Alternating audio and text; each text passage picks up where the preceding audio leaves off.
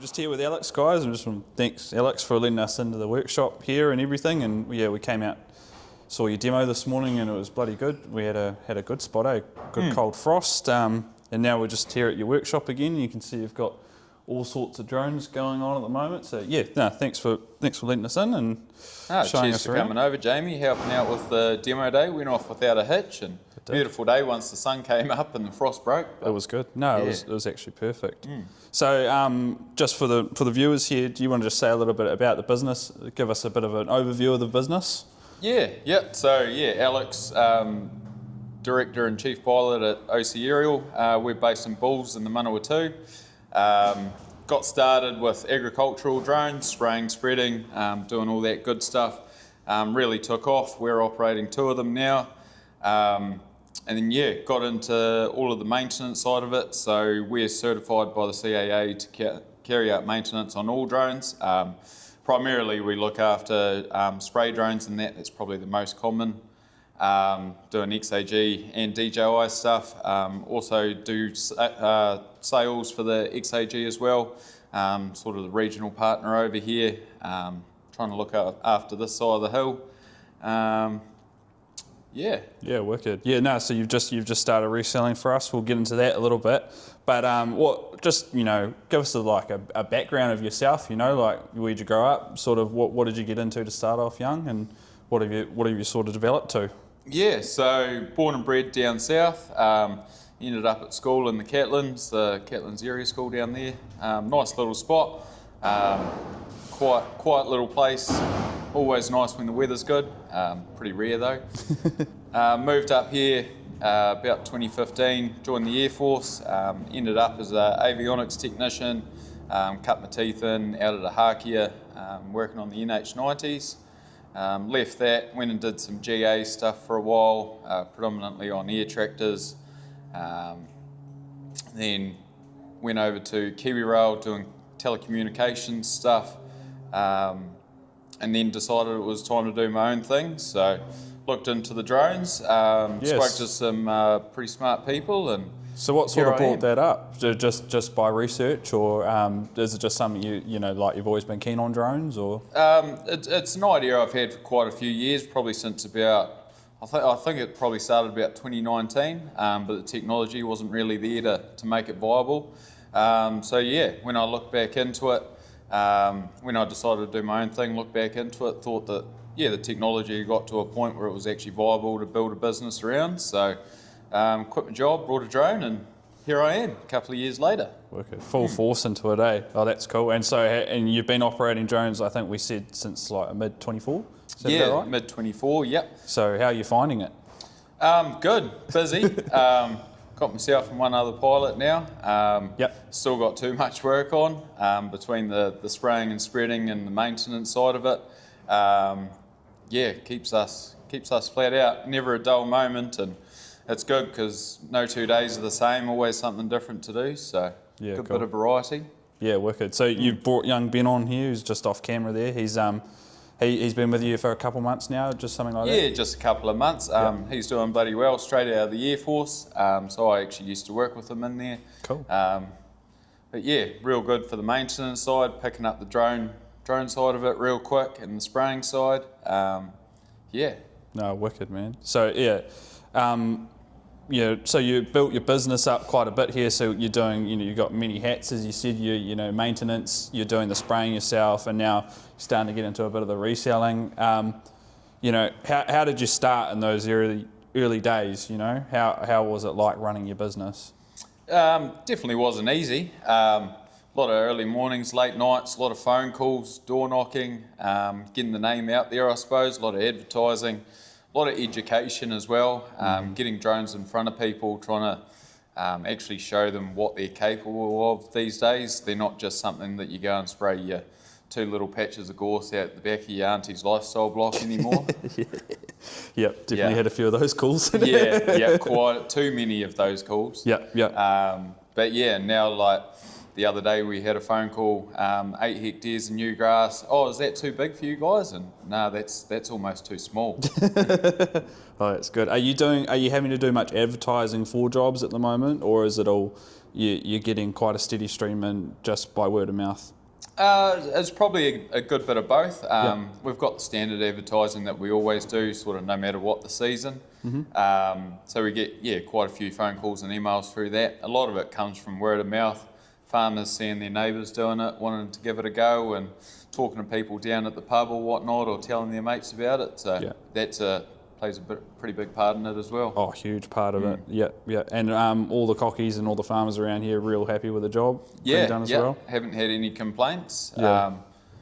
I've heard a few complaints about other operators, but I mean, any industry is going to have cowboys, so it's trying to educate the farmers of what a good job is, and trying to get them into drones, convince them that it is 100%. Actually a tool that they can have in the back pocket. Yeah, doing a good job is just as important as anything else, right? Because we're finding that a lot. You know, word of mouth is one of our biggest key factors, and if you have bad word of mouth, that's enough to turn people off to it. And drones as a whole as well. 100%. You can do 100 good jobs, and one farmer might tell one person, but you do one bad job, and every farmer knows about it. Yeah. It's a small world out there. It is, mate. What do you wish you had known before getting into spray drones? That I would not have a sleep schedule. Yeah, so you talk about early mornings, and can you just give everyone a little bit of context here? Because sometimes I'll talk to you sort of in the middle of the day, and it's not uncommon to get up at sort of 2-3 o'clock for you. Oh, 100%. Especially in those early days where you had to travel quite a bit. Yeah, a lot of travelling and whatnot. Getting up good few hours before the sun even thought about coming up. Sometimes getting up at midnight, sometimes going to bed at 4 a.m. Yeah. You got to do what you got to do when the weather's good. You just get stuck in. Crops need spraying. They can't wait, especially for fungicides and insecticides and stuff like that. Things need done yesterday, so you do what you got to do. This time of year, it's not so critical. We try and not do too many silly hours. But yeah, definitely come spring and summer, it'll be back into the full swing of it. Yeah. And so that would be the advice. So someone looking to go do their own business, that's one thing. Just make sure you're pretty adaptable, that sort of thing. Yeah. Being adaptable, but being willing to say you don't know everything. Like a lot of people getting into drones these days, they're not chemical applicators, they're not farmers or ground rig sprayers or whatever. It's knowing that you don't know everything about chemicals and not giving a recommendation or whatnot, or erring on the side of caution when you're doing a job, rather than trying to rush in, do it with the wrong chemical or at the wrong rate and getting striping or killing something or that you shouldn't, or doing an overall shit job really. Because I always tell people it's 20% drone pilot, 80% chemical applicator. But I think you've got to have the right contacts and know not when to push it. Yeah.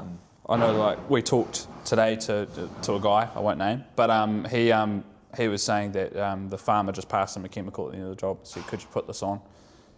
And it was paraquat, you know. And I don't know if you at home can do a bit of Googling, but paraquat's not a nice chemical. Well, considering the first line on the label says lethal by inhalation. Yeah. So, definitely being able to say no, I think, for me has been a big one. Because the amount of times you just get given something and say, can you put this on? And it's in the rush, you're in the moment. When you just got to slow things down and say, let me just have a quick look. Especially when you're new to it as well. Like, people will just say yes to anything because they want to get the name out there. They want the work. They think any work's good work. That's right. They'll just do anything. That's right. Yeah. They're desperate to get their foot in the door a little bit, and they'll just do anything. So and it's a huge risk to your company too. Oh, 100%. Yeah. No, that's cool. So you touched on a little bit there, so you've been doing maintenance, and it's probably going to be quite clear to people that this is not an XAG machine sitting behind us here. So you do machining on both drones, bone varieties? Yep, both breeds, XAG and DJI. I mean, we do everything else as well. Had joyances in here, quantum systems, Trinities, a lot of little drones, fishing drones as well.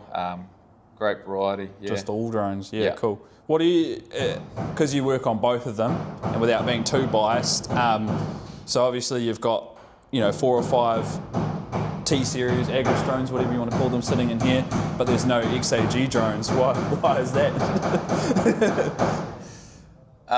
Some of them take a little bit longer to fix than others, waiting on parts. Right, so part supply is a big issue. Yeah, 100%. Especially like a drone doesn't make money sitting on the ground. You don't want it sitting in here for a month to 2 months waiting on parts to come out of China. Yeah. I know they hold some parts, but not all parts. Yeah, right. Not like you guys do. And it can be quite long waiting times in between. Yeah. That's probably the reason most of these are sitting in here as they are. Yeah. Anything about working on them too? Do you find any? XAG is definitely a lot cheaper to carry out an annual service on, annual certification. In terms of time? Time-wise, because it just doesn't take as long to pull it apart and put it back together and check everything that you need to check. Yeah. Oh yeah, cool. So you just started reselling for us, the XAG lineup. How have you found, first of all, selling the drones, and what sort of led you into that path as well? Found it really, really cool and interesting so far. Working closely with you guys and what's coming out and stuff like that. Working with people all over the like from different industries and that, whether or not they're getting into it for spraying or they want it primarily for spreading, they want it for lifting. There's a few different ideas coming out with that on how people can use it. Helping people get into it, get set up, get the right training, get their trailer set up right so that they can have the efficiencies and that's cool. It's it's a bit different to the normal spraying. You get to sort of help someone build a business, which is pretty awesome, I find. So you're reselling the XAG lineup. I know you've been in the industry for a couple of years now, and you said a little bit earlier you had a P100 Pro and now you've just moved on to the Max. So how are you finding the transition between the drones, and why have you stuck with XAG? The transition between the two is pretty seamless. Like they're essentially the same machine, but just way better. It was incredible the first time I took it out. Course that should have taken an hour to spray, I was done in 20 minutes, and I was back in bed. I got up at 4 o'clock that morning and I was home by 5:30. I couldn't believe it. Nice. I didn't need to go out so early. But awesome bit of kit. Just its terrain following capabilities, especially in steep hills and whatnot. It's incredible. Why have I stuck with XAG? It's what I've run since I started with the 100 Pro. They're an awesome bit of kit. Like every bit of electronics, they have their issues, but you turn it off and back on. It normally fixes it. It's easy to work on. It's easy. The user interface on the controller is easy to use. The support's always been there. The parts, don't get me wrong, I can't say I haven't crashed it before, but I back in the early days could pop over and see Scotty and Jamie over at Airborne Solutions, and I'll be back up and flying in the afternoon. So, someone new wants to get into the industry. Someone's called you up and saying, Alex, I'm real keen to get into spray drones. What's a couple of things off the bat that you'll tell them? Like whether it be promoting it or just giving them a bit more realization on, it's not just printing money. That sort of line. There is work behind it. Some people sell the idea that, you buy a spray drone, you're going to make $100,000 in 3 months of spring or whatever. It doesn't work that way, not without putting in some bloody hard work. Early mornings, late nights, lots of phone calls, not going to the pub every Friday night, working weekends. It's not as easy as some people like to make it out to be. And don't get me wrong, there are some people that have brought drones before and they complain about them because they haven't put in the work. but they might only have 20 or 30 hours on a drone. They haven't put in the work, they don't see any reward out of it. It's like anything, you get out what you put in. Yep. No, that's awesome, man. Well, thanks for sitting down with us and sharing your history. And I wish you all the best going forward. And it's been a pleasure working with you guys. Cheers, Jamie, and likewise, happy to have you over here. And always enjoy a good visit over the Hawke's Bay and say good day to the team over there. Always welcome, mate. Thank you, everyone, for watching.